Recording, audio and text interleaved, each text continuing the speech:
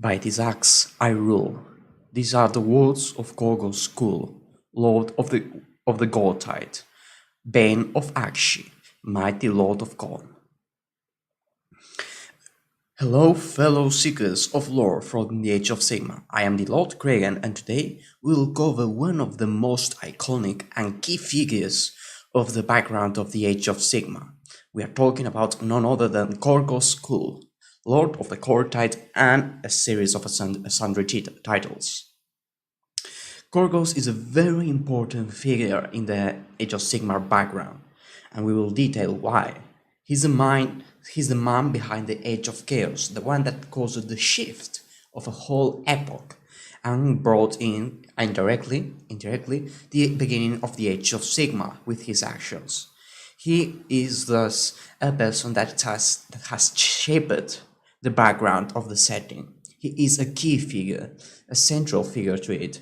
But before this, we'll cover also two of the other subjects of this video, which are aqshy and the beginning of the Age of Chaos, for these two subjects are intertwined with the figure of Korghos. First, we must speak about aqshy before the coming of Sigmar. In the beginning, most of the society of the Axian continents was composed of tribesmen that usually worshipped Khorne. If you are reading just the core book, you may be getting the impression that chaos was not present during the mortal realms until after a good while Sigmar came. But this novel, The Red Hours and the Battle Tome of the Beast of Chaos disabuse us of this notion. Chaos was very much present during the days prior to the coming of Sigmar. It just wasn't that potent. There were no demons, generally speaking, and the blessing of Khorne was something incredibly subdued. The most egregious case was the pyre of Ashavale, the homeland of the Skullbrand tribe, which was something of a power that Khorne granted to the Ashen kings, the rulers of that tribe. But I digress a bit. We will focus a bit back again. As I was saying, Khorne worshipping was incredibly frequent during the early age of myth in action. This was bring up situations like the tribe of the Skullbrands, which were devoted servants of the blood god. These rivers, under the banner of the ruler, the Ashen King, would despoil lands left and right and crush many of the enemies, thus burning the corpses on a pyre to assuage the god, the deities, which is basically a simile to the throne of skulls, giving skulls or bodies to burn onto the throne skull or the pyre, so to speak. But with Sigmar coming, this changes.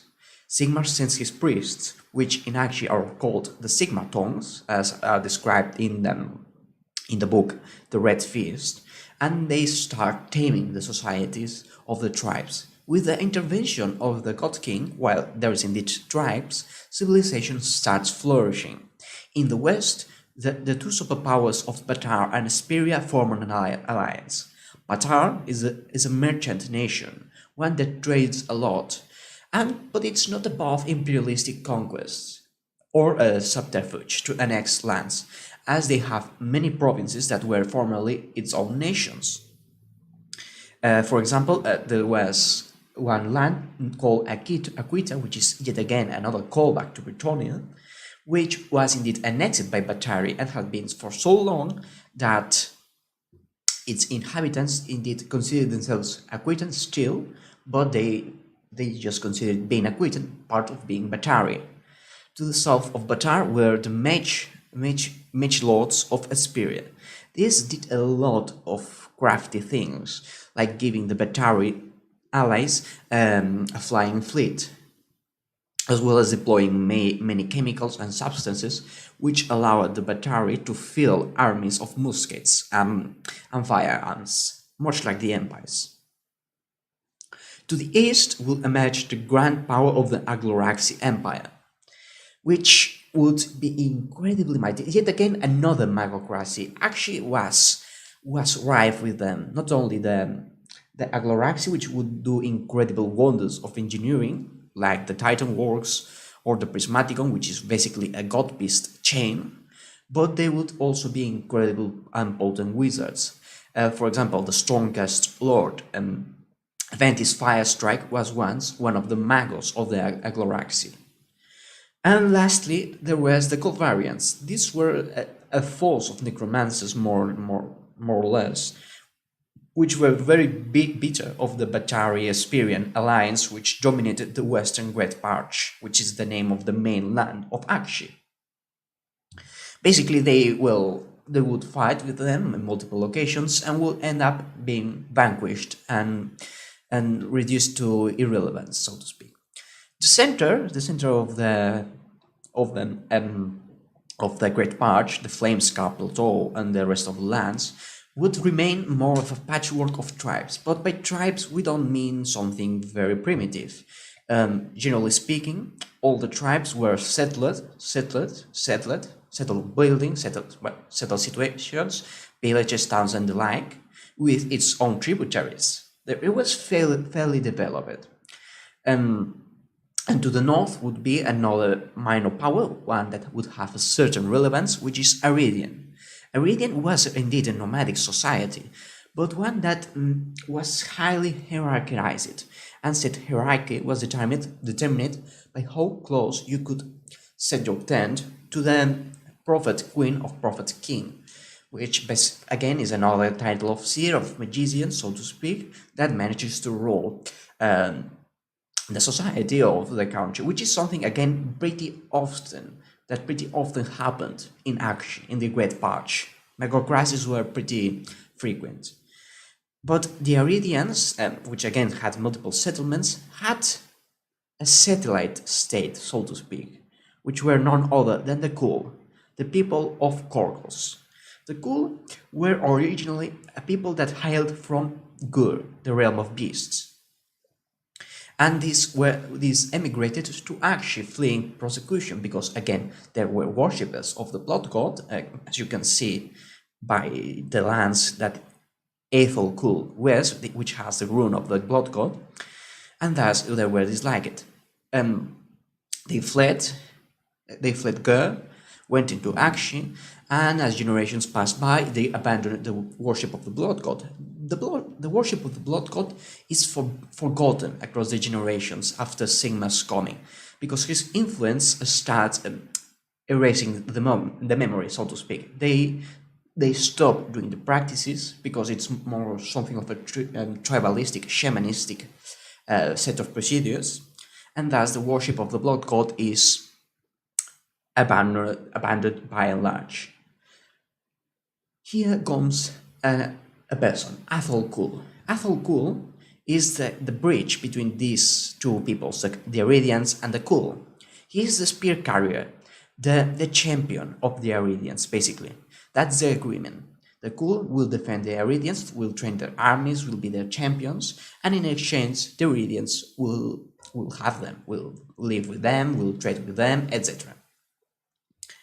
And when one of these duels against a Batari merchant, Aethel Khul discovers that there's a set of a rogue faction of wizards of these two nations, named the Tithe Masters, which plan to attack in Aridian and take everyone as slaves. The revelations, which are following a set of tensions that are rising across the Great Parch, cause a great fracture between the Aridians and the Khul. Aethel, which is a crafty man, still wants to keep the alliance. So too does the prophet queen of the time, Humecta, and her brother. Well, brother or cousin? I think it's cousin. His relative, Sigmar Tong, I forgot the name. Well, his relative, the Sigmar Tong. Basically, the hierarchy of the Aridians and the Khul is very divided on what to do with the relation once this situation happens, with this point of tension happens and change of menace. So Aethel Khul must depart to another land to seek help. Now we must backtrack. This is all part of the plot of the Red Feast, I must say. And this brings us to another part of the story of that novel, which is the story of Threx Skullbrand, which will be Korghos Khul's lieutenant. Threx is by now a prince of his tribe, part of the nobility of Ashabel. His story in the novel begins with with the attack of the Korchans, which were a rival tribe that had offended the royal family, his mother, the queen, which again doubles as a priestess of Sigmar. Threx, with the help of his cousin Nexus, defeats the Korchians and comes back in triumph, but finds out that another rival tribe had raided them and killed some innocent shepherds. Yes, it was shepherds. This causes a great deal of ire from the king, which banishes him, sort of. Threx is outrageous because the Skullbrands had the manpower to defend themselves, to fend off the attack, even though Threx had weakened the defenses. They were more than enough to fend off the attack. But this is part of the situation the Great Parch is in. After such a long time of peace, many of the rulers are either weak or too vain. Threx in this time proceeds to kill his father, and in doing so, he reignites the pyre, which after generations of not worshipping corn, had died off. But with the axe of Threx, the killing of his father and throwing him into the pyre, the repetition of the ancient rites reignites the pyre, which kickstarts off a series of events that drive Threx's mother to brand him an heretic, a monstrosity, a danger against the Great Parch as a whole, and calls what is basically a crusade against him. He rallies the rival tribes against the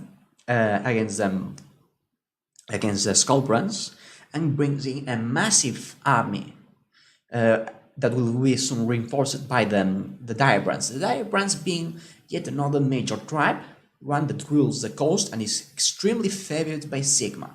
These will be the ones that will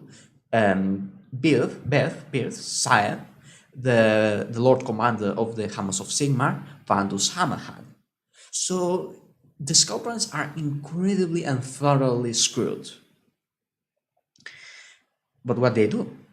Well, Nexus, ever the voice of reason, says and proposes to Threx, call in at Red Fist. What is a Red Fist, you may be wondering? A Red Fist was an ancient tradition, a way of keeping calm things, because that's a thing that was pretty frequent with the Sigmarite society. They were finding ways to stave off conflict against these tensions and this belligerent nation of the Aqshyans. And the Red Fist was the main way of the tribes. Meanwhile, the more civilized lands would favor basically Olympic sports, but with fantasy, a la Blood Bowl, basically. And this would bring in the Red Fist. So Threx proposes the Red Fist, and there's a huge reckoning. Hundreds and hundreds of champions gather onto the Clavis Islands, which are the place where the Red Fist will happen. Very soon prior to these events, Korghos Khul finds the third major character of the novel, of the Red Fist, which is none other than a former figure of legend of the Khul tribe, Lashar. We don't know his name until this very moment. Lashar was once a priest of Khorne that guided the tribe onto a realm of fire, but by doing so, he had to sacrifice his family in order to open the realm gate. Such an act had labeled him a traitor and a monster, so he was banished to these lands, to this forest, and where he would spend his time being basically a prophet of Khorne. He paints and paints and paints, detailing the saga of a great conqueror. And that conqueror is none other than Ethel.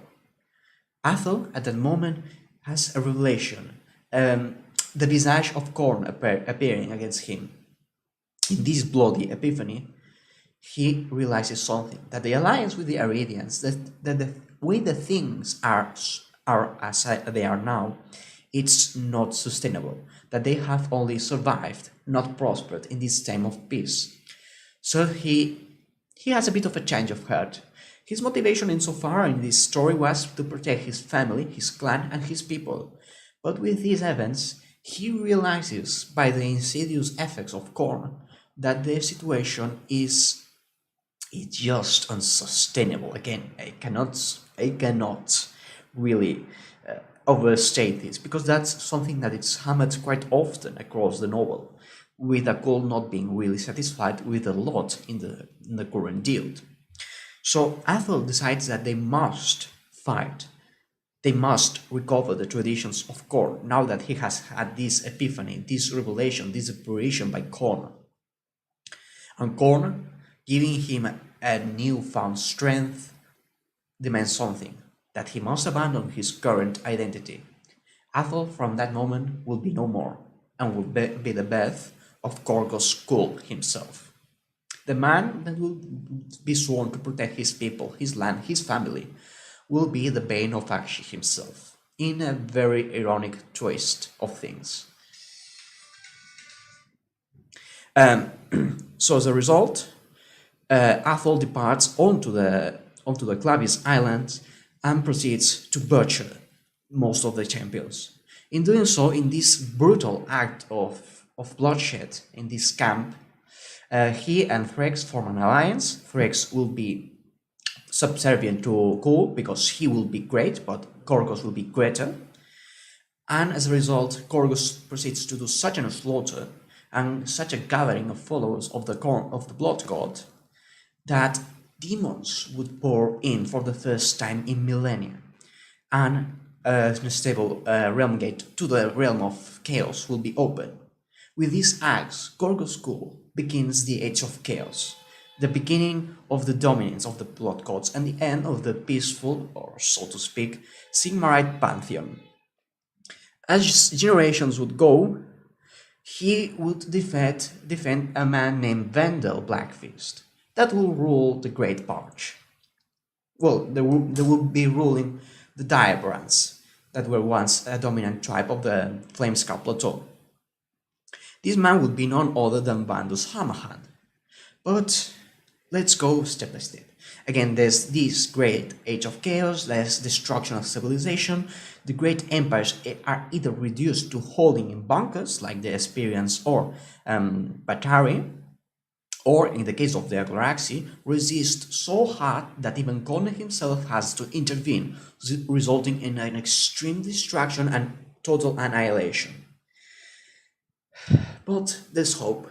Sigmar was keen, he did planning, and he proceeded to launch his counterattack with the Hamas of Sigmar and the rest of the Stormcast. Korghos at this point has controlled most of the Great Parch and is enslaved hundreds of peoples. And during one of his forays for more slaves, he finds out that the Stormcast are starting to pour in.